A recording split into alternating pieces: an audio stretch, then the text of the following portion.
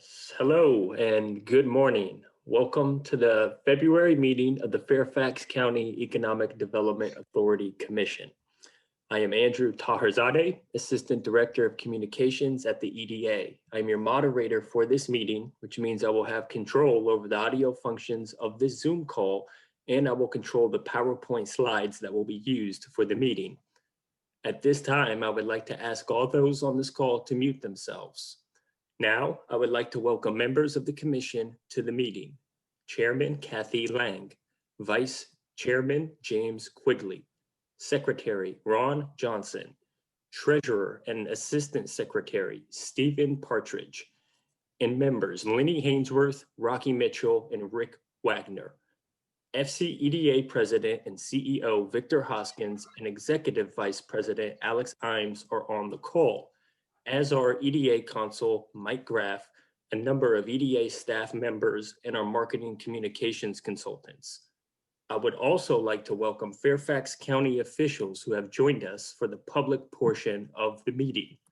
We have a short agenda for the open session, and then the commission will vote into a closed session. This open session is being recorded. Members of the EDA Commission who have questions will have the opportunity to ask questions as they normally would during meetings. If anyone from the public has any questions, please select the chat function at the bottom of the Zoom screen to ask a question, or email Cheryl Martelli of the FCEDA. Cheryl's email address will be posted in the chat box. We will not answer questions from the public during the meeting, but we will respond to all questions in writing afterward. So with that, I will ask Chairman Lang to begin the agenda. Chairman Lang. Thank you very much, and welcome everyone to our February board meeting and to our annual retreat. Some exciting news. Lenny Hainsworth has joined yet another board. So now she is on the ADP board. She is on the Truist board, which is a huge financial services company, a bank, many banks put together, and Micron, which is one of our stars in Prince William County. And this is phenomenal. And I don't know whether, Steve, you and Lenny have had a chance to connect, but Systemic was one of those early programs that was done to help train tech workers for their workforce. And we were just years ago, we were trying to scale it.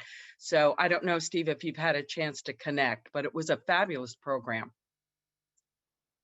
We haven't had any connect yet, but it still continues to grow here at the college, and several new grants just came through for it. So we're excited to keep partnering with Micron and the whole region, because I think that program gives a lot of students that different pathway into a lot of those jobs that people think aren't well paying, but often in a down economy, those can be better paying than many of us. So we're doing a lot to educate tomorrow's youth about these opportunities.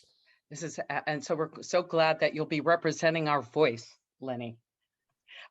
So once again, welcome everyone. I do really hope everybody has been healthy and safe. But we're going to start with our agenda, which you all should have in your hands.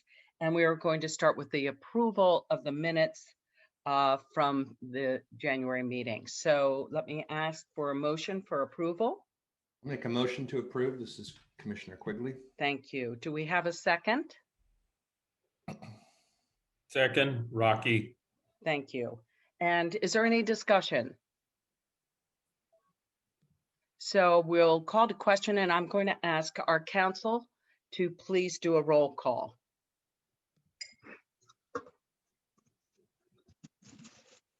In no particular order, Mr. Wagner. Aye. Mr. Quigley. Aye. Mr. Mitchell. Here. Ms. Hainsworth. Aye. Mr. Partridge. Aye. Dr. Johnson. Has Ron hasn't joined us? Not yet. Okay. Chairman Lang. Aye. Okay. Great. Thanks. Thank you, Mike, very much. All right. So now we're going to move to our treasurer's report. I would like our Commissioner Steve and Treasurer Steve Partridge to present the financial report. Sure. Hopefully everyone had a chance to look at the finances. I'll just give a few of the highlights. We are at the end of January, 58% of the way through our budget year, yet expenses to date have only equaled 54%. So we're trending a little lower. Now, there are a few standouts if you look at the breakdown. The talent initiative, we've expended about 72% of the $800,000 budget. We want to definitely make sure we spend that down. And Mike's been doing a great job keeping us informed of all the good work the initiative's been doing. So keep up the good work, Mike. Some of the other areas, professional services lines a little higher, and that's partly because the economic recovery strategy contract that was done in collaboration with the county has been moving forward. And so as the year comes to a close in a couple months, some of those offsets will be taken into account because we don't have much travel this year. So overall, the budget's looking good, and we'll continue to work with staff as the year gets further along to make sure we expend those remaining funds. Thank you very much. Any questions? Great. Very good. Thank you. So now we are going to address a resolution that was presented to you regarding an IRB, some IRB matters that are for bonds for Trinity Christian School and Service Source. So I'm going to ask our council to make some comments and answer any questions. Thanks, Kathy. As many of you know, who have been part of the revenue bond financings that we've assisted primarily nonprofits with over the years, occasionally we receive requests from existing revenue bond recipients, if you will, for us to facilitate their ability to modify their existing revenue bond deals. Particularly when those modifications that are really the result of negotiations between the nonprofits and their true lenders, particularly when they relate to changing interest rates. We often receive these requests to provide our consent on relatively short notice because the lenders are not able to sort of fix or honor the more advantageous interest rates and other terms for a particularly long period of time. And as I think all of you know, and it's always good to remind, our role in these financings is to serve as a pass-through or a conduit to allow certain qualifying borrowers. In Fairfax County, it's primarily nonprofits and governments, the county, to access the lending markets on a tax-advantaged basis by being able to borrow money from lenders who do not have to pay income tax on the interest that they earn on the loans, thereby reducing the interest rate at which they're willing to lend money. But in that connection, our role is crucial for a number of reasons. One being it's a prerequisite to the achievement of the tax exemption and the advantaged terms to the borrowers, and that's the reason that we're involved in the documentation of the revenue bond financings in the first instance, and also it's the reason that as a documentary matter we're required to consent when there are modifications to existing revenue bond deals. So that's all by way of introduction to describe to you the specifics of the two modifications that are referenced in the resolution. So in the last week or two, I was contacted by Trinity Christian School on the one hand and Service Source on the other. And Trinity Christian School is a nonprofit elementary and secondary school on Braddock Road. They've done campus financings with tax-exempt revenue bonds that the EDA has issued as a conduit. And then Service Source is a sort of a social services provider. Their main line of business is a very large organization. Their main line of business involves placing disabled folks, special needs folks into the workforce, primarily fulfilling government contracts. So, for example, they'll place those sorts of folks into the fulfillment of U.S. Postal Service contracts, for example. And they're also a nonprofit and also have done capital expenditure improvements to their facilities in Fairfax County, including their headquarters in Oakton, with the proceeds of tax-exempt revenue bonds that the EDA assisted them with. And so both of them have approached us, and in the resolution that's before you, there's a paragraph or two paragraphs entitled modifications that describe the modifications to the Trinity Christian School deal that Trinity Christian School and John Marshall have agreed to. And then the second paragraph under modifications describes the modifications that ServiceSource and Capital One, its lender, have agreed to. The next section of the resolution talks about the requirement for the EDA to consent in order to facilitate those modifications becoming effective. The next section of the resolution on page 2 emphasizes our conduit pass-through role, the fact that we haven't been responsible for the existing bond issues. We're not responsible for the modifications or the modified bond issues going forward. The commissioners of the EDA don't have any liability with respect to the financings, and describes the indemnification that the applicants provide to us, their payment of all our costs and expenses. And then the final paragraphs on the second page of the resolution simply memorialize your consent to the modifications and authorize the officers of the EDA to execute the modification documents. So with that, I'm happy to answer any questions that any of the commissioners may have. Are there any questions? So, Madam Chair. Yes. Good morning. Good morning. Yeah, I had a little difficulty with my signing in, so thank you for your forbearance. Oh, we're glad you made it. Yes, I do have a couple of questions about this, Attorney Kraft, if you don't mind. In paragraph 1, I noticed there that you have elected to combine both of the actions for which you want the commission to approve this morning. Is there any particular reason why these are not bifurcated? There's not any substantive reason, Dr. Johnson. I think I was maybe a little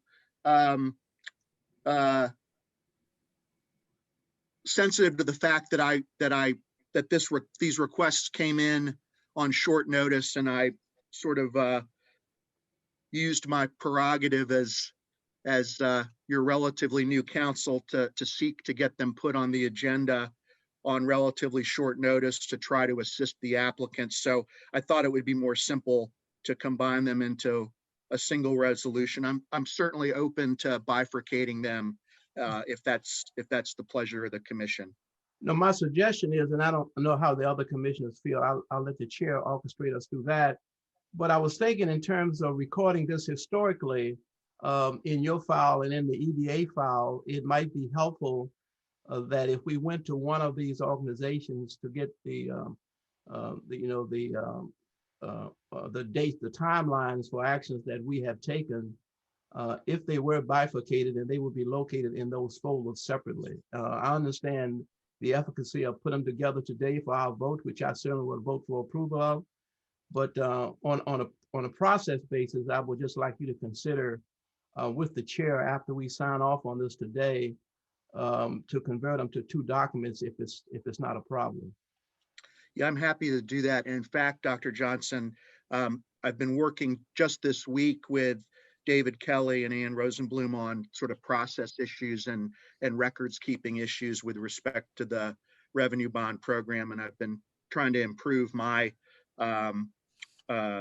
services in that regard, working with those members of your staff. So your suggestion comes at an apt time, and I'll certainly work with them to make sure that that we've got the approvals in the right buckets for record keeping purposes. Well, thank you, Council. This is just a friendly suggestion, okay? Friendly suggestion. Thank you.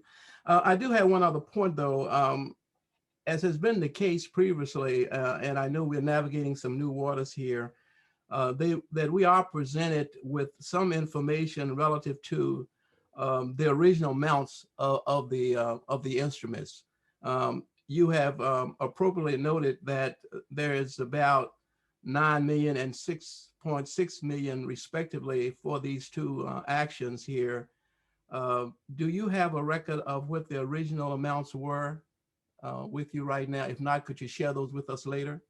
Yeah, certainly. I don't have that at top of mind, but we certainly have records. I want to say that the service source transaction has been curtailed from maybe 10 million to the 6.65.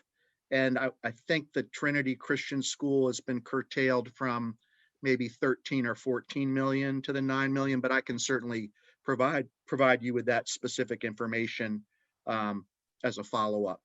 Okay, thank you very much, Council. And thank you, Madam Chair. I think that would be very helpful if we could get that.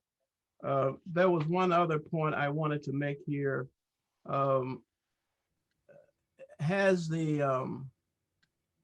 To your knowledge, though, has the financial position of either one of these nonprofits, changed substantially or materially since we entered into these agreements back in one case, I guess, 10 years ago, and the other one about the same time, well, one in 2014. Are you aware of any financial or material changes in operations or anything related thereto regarding these two nonprofits? The only thing that I can report is, so Trinity Christian School has had their bond financing out for quite some time. And this is, I believe, the second time that they have successfully modified or refinanced it. So that leads me to believe that the banking community, continues to find them to be, an appropriate partner to provide continued financing to. And Service Source, I believe this is the second time that they've modified their transaction as well with Capital One. So that's sort of a good indication that at least their lenders continue to have confidence in them and continue to offer them improved terms when there are pivot points at which they can refinance. Okay, I do appreciate that. Given the pandemic and things related thereto, it would not be surprising if any of these institutions were having some challenges, which is to be expected during these days, And from my perspective, just hearing you say that, in your opinion, that there is no reason for us to think that their financial positions have materially changed in any way that would impact on their ability to repay this indebtedness, then I have no further questions, Madam Chair, to Council about this. I think that's a good way to look at it, Dr. Johnson. I'll add one thing anecdotally and I don't know if others on the call have heard this, but kind of ironically, if you will, the independent schools in the county and elsewhere in Northern Virginia have actually sort of benefited from, in a strange way, from COVID. I think that they maybe have been able to offer some different types of services by way of how they provide their educational services that's been attractive to families. So I just throw that out there for another sort of anecdotal piece of evidence. And I agree. It just so happens, if I take a moment of personal privilege here, I have two grandkids who are in private schools here in the county, and to your point, those institutions are doing very well, and those kids are getting very, very good structured learning during the pandemic. And I am very proud of all of those schools, as I am of our applicant this morning. So thank you, Council, for that. Thank you very much, Commissioner Johnson, for bringing up those points. And we'll move to the resolution. And I am in support of splitting them into two documents so that we have the right paper trail as we move forward. And thank you, Council, for diving in and helping us through this process. So you all have the resolution, and so is there a motion to adopt the resolution of the Fairfax County Economic Development Authority with respect to the proposed revenue bond modifications as presented? I so move, Madam Chair. Thank you, Commissioner Johnson. Is there a second? Second, Lenny. Thank you, Commissioner Hainsworth. Okay, so I'm going to call to question, and I'm going to ask the council to do a roll call. Mr. Wagner, Aye. Mr. Quigley,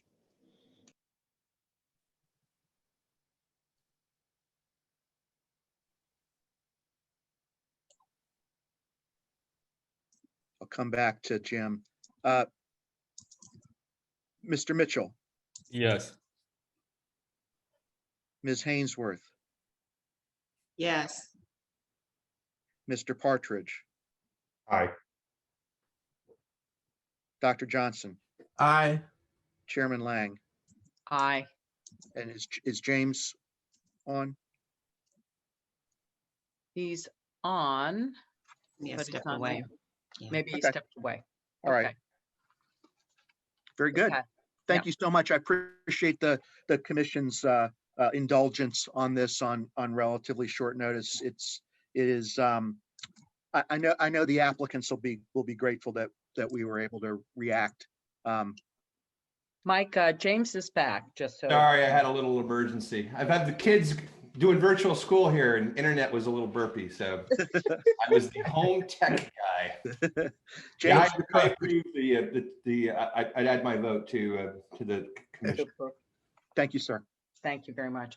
Okay, very good. Well, we have completed our open session and we're going to be moving into closed session. I want to thank everybody who's joined, who will not be part of the closed session, for joining us this morning. And so we will be moving, as I said, into our closed session, which is for a retreat. And I will be issuing a motion. And this is a very formal motion, just so you know. I asked our counsel to help us to make sure that we are in adherence with our statutes. So here you go. Is there a motion to convene in closed session pursuant to Virginia Code sections 2.2-3711A5 and 6 to discuss 1, prospective businesses and industries or the expansion of existing businesses or industries where no previous announcement has been made of the interest in locating or expanding facilities in the community, and 2, the investment of public funds where competition or bargaining is involved, and if made public, the financial interests of the EDA would be adversely affected. So I would like to ask a motion for approval to move into the closed session. I'll make a So motion. moved. Yep, so moved. Okay, great. And then a second? Was that? Second. Yeah, I'll Thank second. you very much. Okay, very good. Thank you very much. And so is there any further discussion? All right, I'm going to call to question and ask our counsel once again to do a roll call. Mr. Wagner, Aye. Mr. Quigley, All right. Mr. Mitchell, Yes. Ms. Hainsworth, Aye. Mr. Partridge, Aye. Dr. Johnson, Aye. Chairman Lang. Aye. Okay, so now we'll go. Is there a motion to reconvene, pardon me, into open session? Make a motion Okay. to reconvene. Yes, and then do I hear a second? Second, Commissioner Partridge. Okay, is there any discussion? Okay, I call to question. I assume Mike is still on. I will ask you to do the roll. Very good. Thanks, Kathy. Mr. Wagner, Aye. Mr. Quigley, Aye, sorry. Mr. Mitchell, Yes. Ms. Hainsworth, Aye. Mr. Partridge, Aye. Dr. Johnson, Aye. Chairman Lang. Aye. And I think we just need to certify that what we said we were going to cover from the motion that we have covered, and that has been a part of what the closed session was about. Yeah, thanks, Kathy. So we're back in open session, and just to kind of provide some color on this topic, Kathy and Victor and I and all of us take very seriously the open meeting rules. And so, I reviewed the agenda for our discussions this morning, and observed the discussions. And so from my perspective, all that was discussed, falls within the categories of information that is appropriate to keep confidential, because it all relates to business and industry prospects, and strategy associated with the allocation of our resources. And so those sorts of strategic discussions are appropriate under those provisions of the Freedom of Information Act to be held in closed session. So wanted to give you all that background. And then the statutory requirement would be, I'm going to ask each of the commissioners to certify that only public business matters exempt from open meeting requirements that were identified in the motion by which we entered the closed session were discussed in the closed session. Any questions on that before I call the roll? Nope. Very good. Thank you. Mr. Wagner, I do certify. Mr. Quigley, Aye. Mr. Mitchell, Affirmed. Ms. Hainsworth, Yes. Mr. Partridge, Aye. Dr. Johnson, Confirm. Chairman Lang. Aye. Okay, and so I think, thank you very much. I think we will now move to close for the day. I don't think we need to do a roll call on that, do we, Mike? No, I think we can adjourn by acclamation if there's no objection. Okay, any objection? Lenny, I got you out at 12:43. And Rocky, 12:43. Thank you. And welcome. Kathy, just for the record, I think Victor and his staff got off easy. One of the highlights of strategic planning sessions is that we have these lavish feasts for breakfast, lunch, bottomless coffee. I got up this morning, I had to make my own coffee. I had a bowl of Cheerios and nothing for lunch. So Victor, I am not happy. Next We time, owe you. Rocky. See you guys. Bye. All right, goodbye, everybody. Bye. Thank you. All right. Bye. Thank you. Bye.